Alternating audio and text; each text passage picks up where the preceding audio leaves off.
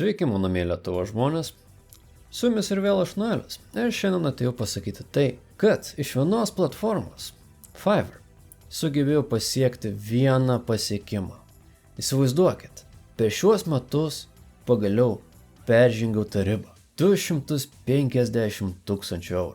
Šitiek aš uždirbau iš platformos Fiverr per 7 metus. Neatrodo nedaug, bet reali suma yra dar mažesnė, nes yra toks dalykas kaip ir mokesčiai. Bet aš turiu įrodymą, kad man pavyko tiek uždirbti iš šios platformos. Kas yra smagu. Ir iš kitos pusės aš galiu pasakyti tai, kad aš galiu kalbėti apie tą dalyką, kurio nesuprantu, nemoku ir taip toliau, bet kažkodėl tai uždirbu pinigus. Ir pasakysiu tai, kas apie šią profesiją užknisa. Ir pirmas dalykas, kurį reikia pasakyti, yra tai, kad daugelis žmonių turi tokį įsitikinimą, kad čia, žinot, ateis, jie pradės video montuoti, užsidirbs pinigų, kad čia lengva, visa kita. Tai tiem žmonėms reikia pasakyti taip. Gal nebesvaikit ir neberūkykit to, ką rūkot. Nes yra toks dalykas, kad jūs turėsit investuoti į įrangą, o dabar kaip tik visi komponentai pabrangė baisiai. Ir jums reikės taip pat investuoti savo laiką į mokymąsi, investuoti savo laiką į žinių kėlimą. Ir žmonės tikėsis, kad jūs viską padarysit arba nemokamai, arba beveik nemokamai, arba dar už kokį barterį. Ir aš galiu pasakyti tai, kad šita profesija yra įdomi tuo, kad daug kas sako, visi moka, visi gali, bet kažkodėl, kai reikia padaryti, neatsiranda tų, kurie moka, neatsiranda tų, kurie gali. Ir yra toks dalykas, kad tai yra labai platis sritis. Žmonės, kurie montuoja filmus, žmonės, kurie montuoja reklamas, žmonės, kurie montuoja socialinių medijų klipukus ir taip toliau. Kiekvienas iš jų uždirba skirtingai. Ir kiekvienas iš jų gali kitaip atsiliepti apie šią profesiją. Ir yra vienas paprastas dalykas. Norint šiame darbe gauti geresnių darbų, turi pastoviai rodytis, demonstruotis ir flexinti. Šitas dalykas daugeliu nepatinka, bet sakykime, jūs norite turėti kažką, jūs turite rodyti, ką jūs darėte. Ir freelancas nėra smagus toks dalykas, nes jūs galite laisvai nusifreelancyti iki bankroto. Ir kitas dalykas, kurį reikia pasakyti, yra tai, kad yra vienas klausimas, kuris iššifruoja, jūs nusimanot kažką apie rinką arba ne. Ir tas klausimas yra, kas yra numeris 1 video montavimo programa. Atsakymas į ją yra trumpas ir labai paprastas. Avid Media Composer. Jeigu jūs atsakote kažką kitą, jūs ryškiai nenusimanot apie rinką. Ir kodėl taip yra? Šitos video montavimo programos dažnas net nenaudos gyvenime. Jis su ją daryti dalykus yra sudėtinga. Ji yra griozdas, kuris turi 2-3 papildomus žingsnius kiekvienam veiksmui. Tačiau ji yra monopolizavusi rinką. Visi rimtesni serialai, visi rimtesni filmai yra montuojami būtent su jie. Ši programa turi savo reputaciją ir ji turi savo monopolį. Aišku, didžioji dalis jos taip ir nenaudos. Niekas freelance neklausia, kodėl reikia šito, kas tai perka, kodėl tas dalykas egzistuoja ir taip toliau. Tai, ką galima parduoti, yra parduodama. Pavyzdžiui, reikia animuoto Steam profilio. Cool. Reikia vidoso, kai Trumpas pasirašo ant jūsų įmonės emblemos. Cool, tas irgi yra. Reikia Jėzaus, kuris kažką ten šneka. Cool. Viską galima padaryti. Pavyzdžiui, man labai nepatinka toks dalykas kaip siauras mąstymas. Yra žmonės, kurie turi savų įsitikinimų ir panašiai. Yra toks dalykas, kad, kaip minėjau, viską galima parduoti. Yra žmonės, kuriems saugiklius muša tai, kad, pavyzdžiui, per OnlyFanierą yra žmonių, kurie pardavinėja faceless turinį. Tokį turinį, kuriame jūsų veido nesimato. Kaip tai gali būti? Jeigu turi OnlyFans, tai reiškia, kad visi apie tave sužinos. Nebūtinai. Galima kurti, pavyzdžiui, erotinius podcastus. Kaip tai klientas matys? Maždaug šitai. Birutė Rosuolė žaidė miegamajame. Staiga pasirodė Jonas. Jonas buvo vyras iš stomens ir iš lemens. Birutė jam pasakė: "O, Jonai, prisijung prie mūsų." Tai jo, toks turinys irgi turi savo rinką. Ir jis gali būti parduodama. Kaip ir visokie fūri avatarai, kuriuos žmonės naudoja su kameromis tam, kad galėtų sekti kiekvieną jų judesį, bet būtų atvaizduotas tas jų personažas.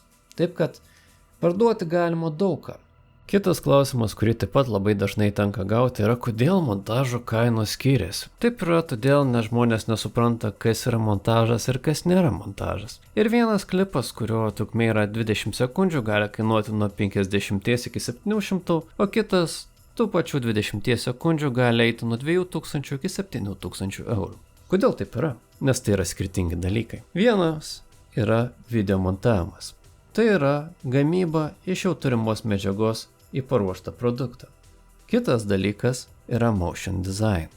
Tai yra animacija. Nuo nulio kuriamas dalykas. Sudėtingesnis ir už jį moka daugiau. Bet abu yra vadinami tuo pačiu žodžiu – edit. Aš žiūriu vieną tokį ukrainietį, kuris rodo, kaip jis uždirba savo pinigus.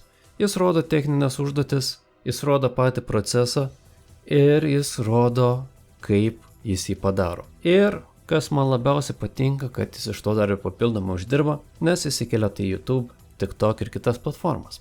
Клиент из Латвии пишет в Telegram. Привет, я стример с платформы Twitch. У меня есть идея, но я не знаю, сможете ли вы ее реализовать.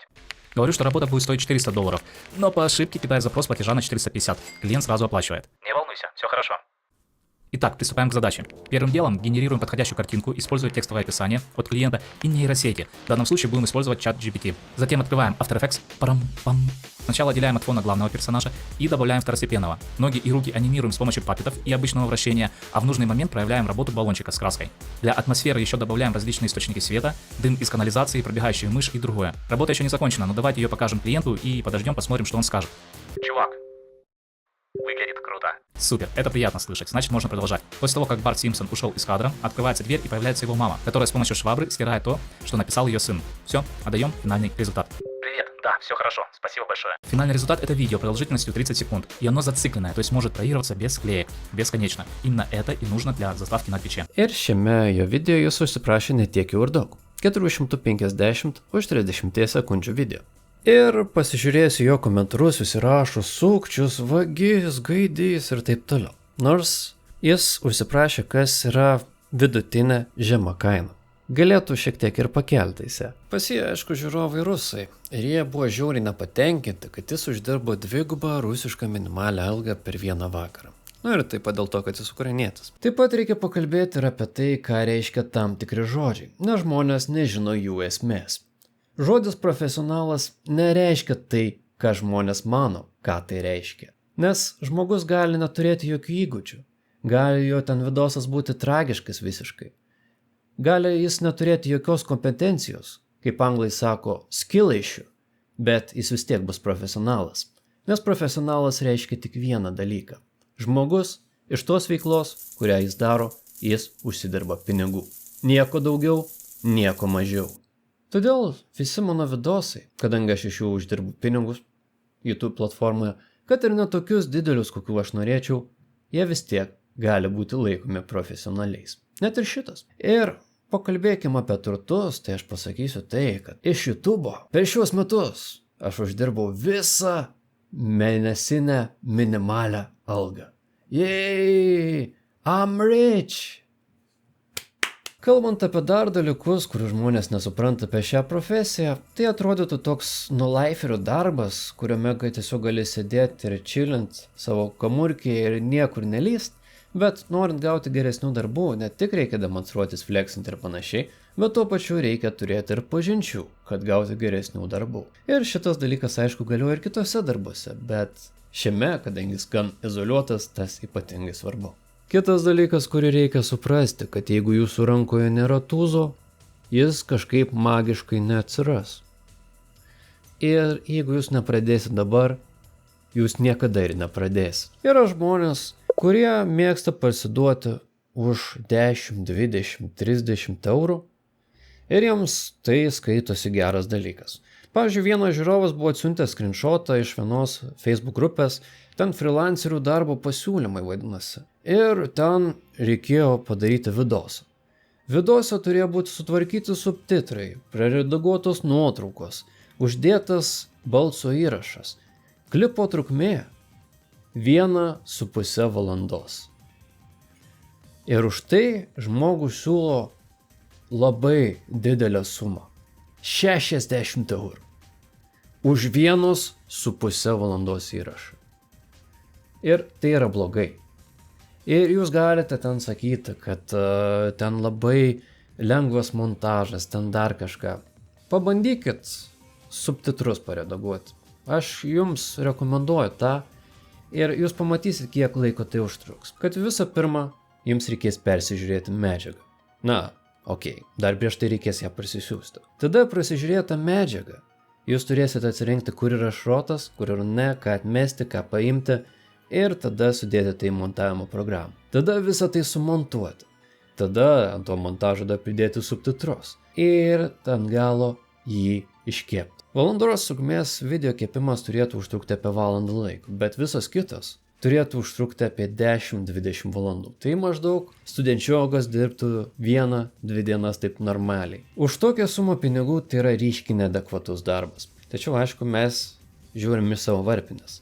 Ir galbūt tai žmogui bus kažkoks šansas, stepping stone'as, galimybė iškilti, parodyti, kad kažką padarė ir panašiai.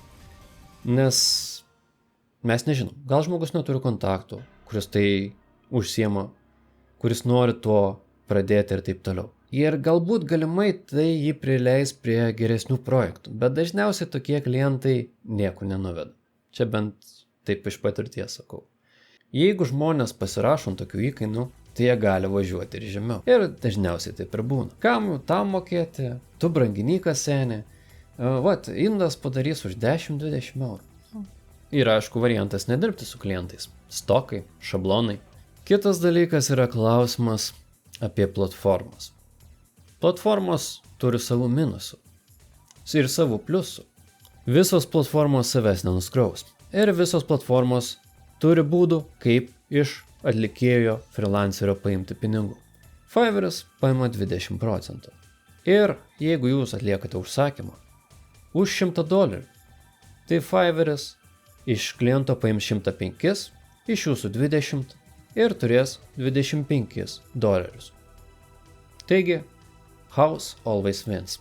Aišku, nereikia pamiršti, kad per Fiverr'ą taip pat galima palikti ir arbatpinigių.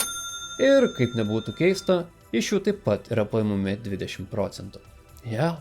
Taigi buvo vienas užsakymas, kur klientas paliko $50 arbatpinigių.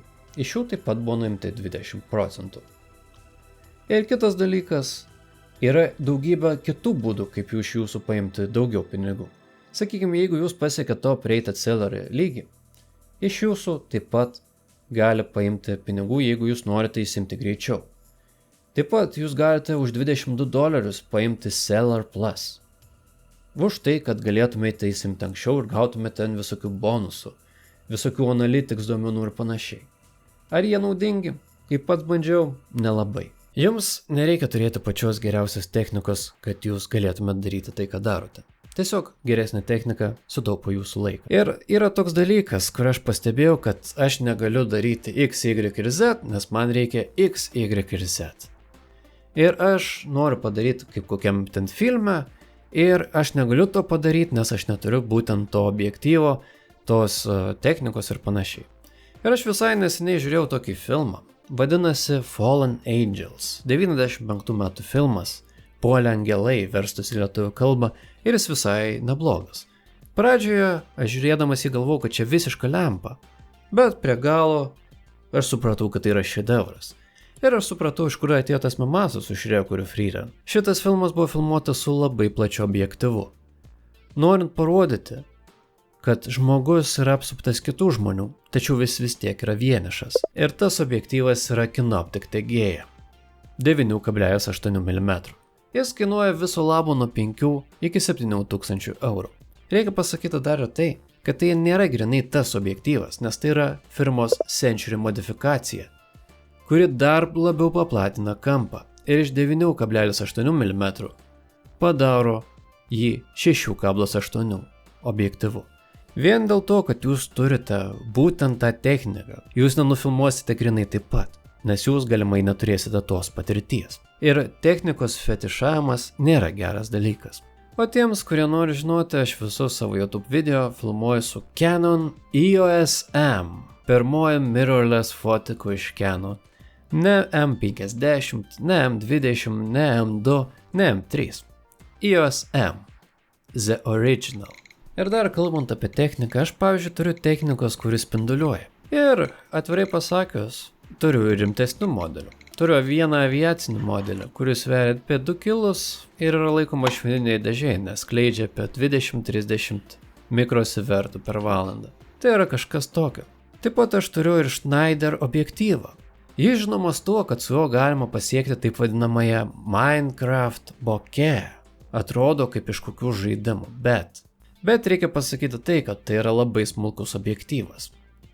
Ir palyginimui, čia yra pats objektyvas, jo, gražiai atrodo, kvadratai matosi visą kitą ir mes tada padedam taip ir iš kairės pusės matome jo adapterį, o iš dešinės pats objektyvas.